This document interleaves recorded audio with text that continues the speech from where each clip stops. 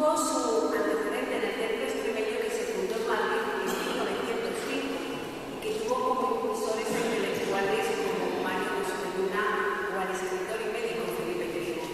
Su primera presidenta de honor fue la poetisa Carolina Coronado.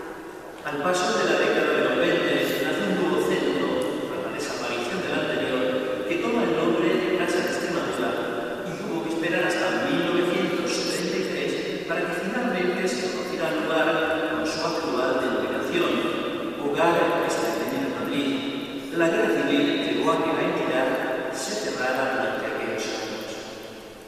En 1951, un grupo de universitarios residentes en la capital de España volvió a tomar las riendas del proyecto. Y el 9 de mayo de ese año, el obispo de Pamplona y extremeño de nacimiento, Monseñor Enrique del Real Gómez, bendice el local donde el hogar inicia sus actividades. Elaboran los estatutos y se elige como emblema del hogar extremeño el diseño que conforma la cruz de la Orden de Alcántara y el jarrón de azucenas de la Virgen de Guadalupe. A raíz de la emigración de la década de los 60 y de los 70, son muchos los extremeños que dejan sus lugares de origen y viajan a Madrid para iniciar una nueva vida. En el hogar extremeño encuentran un espacio donde volver a revivir sus raíces y donde organizar actividades de lo más diversas a fin de seguir manteniendo un contacto sentimental y a la vez físico con la tierra que les vio nacer. En 1975, el hogar crea su propio grupo de coros y danza, que nombra con todo el sentido de extremeñidad, Grupo de Coros y Danza Nuestra Señora de Guadalupe. De la creatividad de la agrupación surgiría la idea de la Jota del Migrante Extremeño, composición que finalmente tendría letra y música de José María Lorite y coreografía de Tomás Esperilla, que era una manera de materializar el recuerdo de la nacencia y su guarda siempre en las entrañas del corazón. El hogar de Madrid es casa de acogida de todo extremeño que se anime a participar en sus funciones civiles. Sus componentes siguen manteniendo las tradiciones enraizadas y propias de la comunidad extremeña.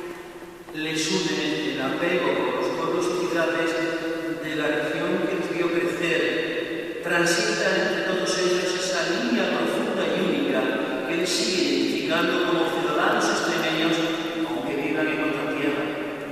Y el hilo común y sólido que les vertebra sigue teniendo la Virgen de Guadalupe, un pilar indispensable en su forma de entender y divulgar el sentimiento extremeño. Reina de la disparidad que todos ellos también veneran desde la cercanía, porque se sienten apelados por la imagen de la Virgen Morenita que se custodia en la iglesia de San Jerónimo el Real de Madrid. Templo, el de San Jerónimo, que atesora todo un significado guadalupense en términos de religiosidad y peregrinación, porque desde esta iglesia parte el camino real que conduce desde la capital de España hasta el monasterio de Guadalupe. Ese nexo ha sido bien descrito, vivido y fomentado por los miembros del hogar extremeño de Madrid.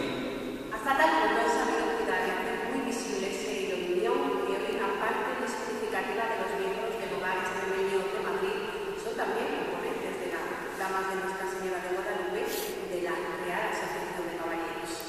Y precisamente gracias a la integración de muchos extremeños en el centro, el hogar apostó por fundar la filial madrileña y con todos los honores de la Real Asociación de Caballeros de Guadalupe, filial que tiene su sede lógicamente en la capital del reino. Desde ese prisma hay muy involucrado el hogar extremeño es lo que espera de la divulgación de la Virgen de Guadalupe. Fuente de cercanía y devoción por el símbolo supremo del santuario de las mismas casas. Por todas estas razones, por ser de Madrid, guía que une a creyentes y peregrinos por la reina de todas las Españas, por proteger desde su fundación y en todo acto que se requiere que la Morenita es señora de la evangelización de América, Premio Guadalupe Hispanidad 2024 para el hogar extremeño de Madrid.